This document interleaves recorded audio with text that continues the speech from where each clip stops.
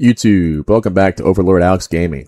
If you just unlocked your Assault Ornithopter and aren't sure what to do next, this video is for you. Today I'm covering 10 mid-game tips that'll help you reach the deep desert faster, skip hours of unnecessary grinding, and prepare for the endgame in Dune Awakening. Let's jump right into it. Tip number 1. Build your base along the edge of the map. One of the biggest time savers during the mid-game is where you decide to build your base. Try to place at least one of your bases along the edge of Haga Basin, close to a world map exit and a respawn point. I would suggest, if you're solo, saving one base slot for the deep desert when you do eventually head that way. Once you reach the mid and late game, you'll spend a lot of time flying between Haga Basin, the overland map, and eventually the deep desert. You'll also be hauling resources like jasmium from the shoal and materials back to your main base. Having your base positioned close to the world map will save you countless of hours flying over the course of your playthrough. Tip number 2. Use the Assault Ornithopter as a cargo hauler. Once you've unlocked the Assault Ornithopter, use it as a transport resource instead of just driving your buggy everywhere. This ties directly into the first tip. For example, if you're mining jasmium in the shoal, build yourself a small mining fob with a storage and leave your buggy there. You can also disassemble your buggy and move it around the map faster in the Assault Ornithopter if you want to do that as well. Instead of driving all the way back to your main base, load around 2,000 volume of resources into your Assault Ornithopter, depending on the size of the buggy boot, and fly them back for processing. Until you unlock the Carrier Ornithopter, this is one of the fastest ways to move large quantities of aluminum, flower sand, jasmium, and other resources around the map. Tip number 3. Skip most of Tier 5 gear progression. One of the biggest progression skips in the game is farming Radiation Lab and Overland Testing Station 89 as soon as you unlock your first Mark IV Ornithopter. I've covered the full route in another video, but the short version is that you can repeatedly loot Tier 6 containers without having to fight many NPCs. Radiation Lab is especially effective because after looting the chests, you can simply use the Unstuck feature every 5 minutes to teleport back to the beginning of the lab, provided you haven't taken any damage for a few seconds from the other NPC that spawns there. This allows you to skip a large portion of the normal Tier 5 gear grind and move straight into Tier 6 weapons, armor, and other equipment you can stumble along the way in the Radiation Lab. Tip number 4. Sietch Hop for faster farming. Once you have an Ornithopter, take advantage of Sietch Hopping. Instead of waiting for resources to respawn, fast travel between regions and farm multiple locations in one loop.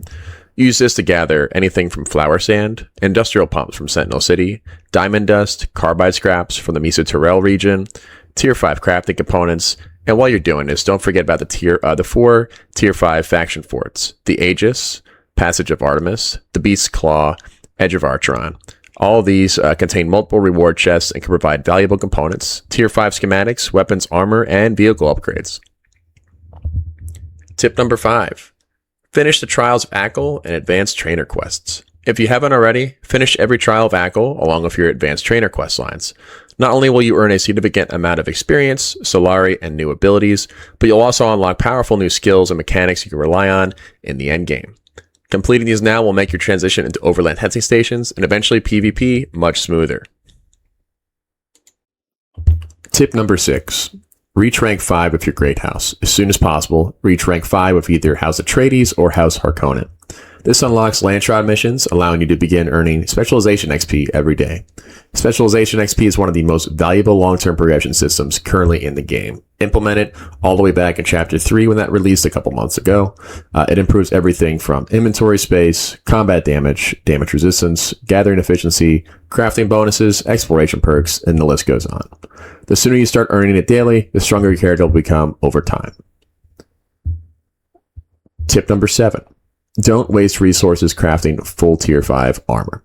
One mistake I see a lot of players make is crafting an entire set of Tier 5 armor and weapons. Personally, I don't think it's worth it. By completing your class capstone quests, you'll receive excellent quest reward armor and weapons. If you're following tip number 3, you're already been farming Tier 6 equipment instead of actually just relying on the Tier 5 gear. So I would focus on just solely having a Mark 5 shield, a Mark 5 power pack, or a Mark 6 one if you got lucky, and a reliable weapon you can use to complete the quests. These upgrades will provide much more value during the mid-game instead of trying to focus on crafting all the Tier 5 gear. Tip number 8. Start stockpiling Carrier Ornithopter materials.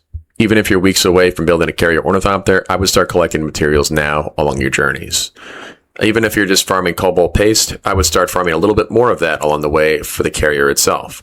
There's a couple other components in Haga that you want to start keeping an eye out for, especially diamond dust, carbide scraps, industrial pumps, all things that you're going to go come across while you're trying to farm for other things that you need for your base. So I would definitely stockpile some of those for your carrier.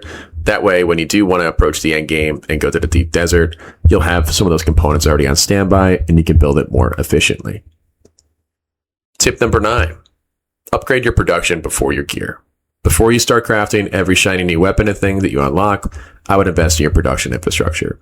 I would especially focus on getting a medium ore refinery, a medium chemical refinery, and enough water storage that you can actually, start producing all the plastinium you'll eventually need, as well as the duraluminum. It's really important to have enough death stills or enough wind traps to supply the water infrastructure you'll need to actually power everything in your base and get all the resources you need. So I would also focus on that now rather than later. And before you know it, you have your base online and actually be more efficient so you can do everything in the end game. Tip number 10, base organization. I'd focus on having enough storage space in your base for when you acquire more resources in the end game, and also preparing for the end game by having enough of those resources to repair your equipment and go out to the deep desert eventually. Those are my 10 mid-game tips that I think will help you progress much more efficiently and prepare you for everything the deep desert has to offer. If you found this guide helpful, let me know down in the comments which tip you found to be the most useful, or if there's another mid-game tip that helped you out and deserves to be on this list, let me know. If you enjoyed the video, don't forget to drop a like and subscribe for more Dune Awakening guides and content, and feel free to check out my other videos in the comments below, as well as on my channel. Thanks for tuning in and all. Peace.